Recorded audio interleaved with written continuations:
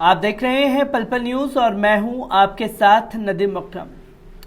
ज्ञानव्यापी मस्जिद का मामला लगातार गर्माता जा रहा है और सवाल यही खड़ा होता है कि इतिहास के पन्नों को पलटकर कितना पीछे जाना चाहती है ये हुकूमत और कितना पीछे लोगों को धकेलना चाहती है, क्योंकि इतिहास में जो चीजें हुई ही नहीं उसे अपने हिसाब से गढ़ दिया गया और जब अपने हिसाब से गढ़ दिया गया तो ये डंके की चोट पर कहा जाने लगा कि साहब मंदिर तोड़ करके मस्जिद बनाए गए, जिसको लेकर के अब दोबारा से हम लोग मस्जिद को तोड़ करके मंदिर बनाएंगे।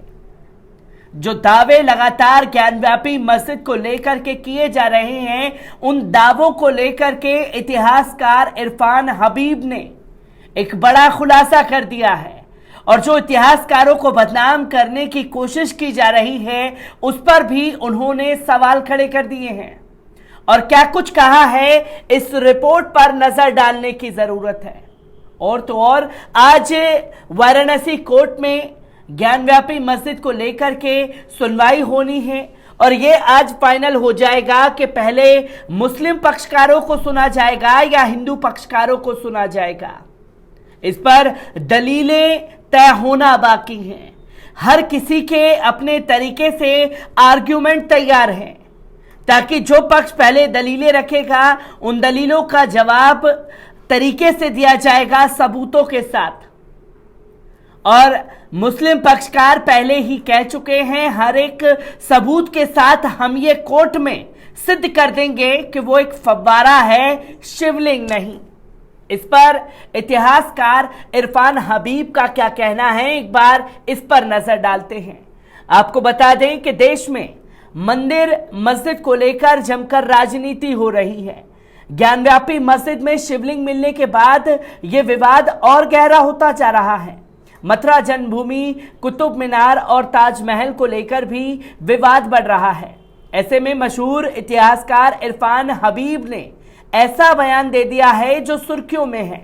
उन्होंने कहा कि हाँ, औरंगजेब ने ही मथुरा काशी के मंदिर तोड़े थे। उस जमाने में छिपकर काम नहीं होता था। उन्होंने बताया कि इतिहास की तारीख में मंदिर तोड़ने की तारीख तक दर्ज है। हालांकि उन्होंने अपना बचाव करते हुए कहा कि मैं इतिहासकार हूं, राजनीति नहीं करता हूं।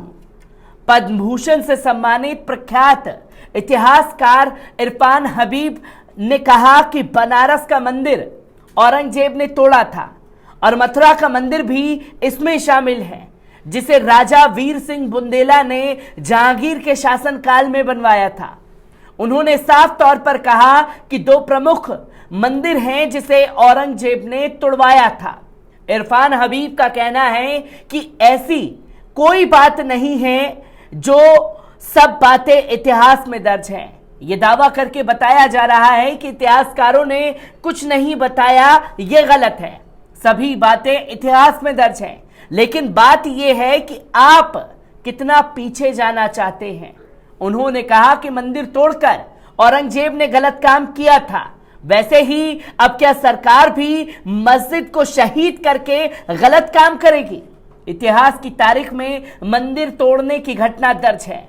हालांकि उन्होंने ये भी कहा कि जो चीजें 1670 में बन गई हों तो क्या आप इससे तोड़ सकते हैं? ये स्मारक एक्ट है, जहां साफ शब्दों में सवाल खड़े किए कि आप इतिहास के पन्नों में कितना पीछे देश की जनता को धकेलना चाहते हैं। जहां अगर मंदिर तोड़ करके मस्जिद तकसीम की गई तो वो भी एक गलत काम था और आप अब मस्जिद को शहीद करके मंदिर तकसीम करना चाहते हैं। क्या ये गलत काम नहीं होगा? और वक्त के मुसलमानों के साथ इतिहास में क्या कुछ घटा, उसका बदला आज के दौर के मुसलमानों के साथ लिया जाएगा। ये सवाल इरफान हबीब ने खड़े किए और जो दावे किए जा रहे हैं कि शिवलिंग मिला, उसको लेकर के भी इरफान हबीब ने बड़ी बातें कही हैं। उन्होंने कहा कि जो मंदिर तोड़े गए तो उसके पत्थर मस्जिदों में लगाए गए। उन्होंने कहा कि ज्ञानव्यापी मस्जिद में शिवलिंग की बात कही जा रही है, लेकिन जो याचिका दाखिल की गई थी उसमें इस बात का तो जिक्र ही नहीं था। शिवलिंग बनाने का एक कायदा होता है, हर चीज को शिवलिंग नहीं बता सकते। जो मुकदमा दायर किया गया था उसमें शिवलिंग का जिक्र नहीं था, लेकिन अब शिवलिंग को मुद्दा बनाकर पेश किया जा रहा है। उन्होंने फिर कहा कि राणा कुंभ का चित्तौड़ में एक बड़ा मीनार है, उसके एक पत्थर पर अरबी में अल्लाह लिखा है, तो उसे मस्जिद तो कह नहीं सकते।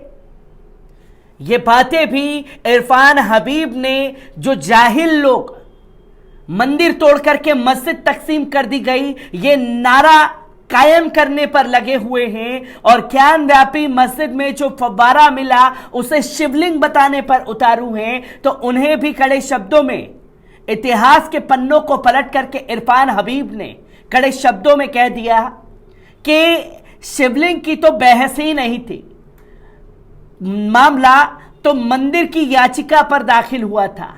अब शिवलिंग बता करके मुद्दे को एक नया जन्म दिया जा रहा है, और हर चीज को आप शिवलिंग नहीं बता सकते। और उन राजा का भी नाम उन्होंने बताया, राणा कुंभ के महल पर अरबी शब्दों में कुछ बातें लिखी हुई हैं। तो क्या ये आप कह देंगे कि मस्जिद तोड़ करके राणा कुंभ ने अपना महल बनाया?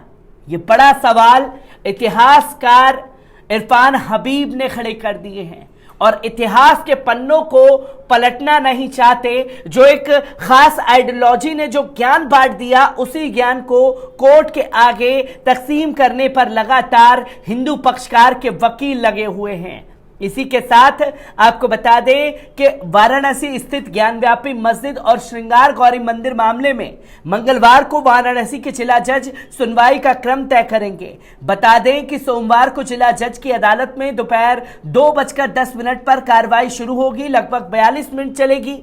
कोर्ट की कार्रवाई के बाद जिला जज ने मंगलवार को फैसला देने की बात कही थी। ऐसे में आज पता चलेगा कि पूरे मामले में किसका पक्ष पहले सुना जाएगा। कल मस्जिद पक्ष के वकील अभयनाथ यादव ने कहा था कि श्रृंगार गौरी प्रकरण में सुनने का मतलब प्लेसेस ऑफ वर्शिप एक्ट यानी पूजा स्थल कानून 1991 का उल्लंघन है।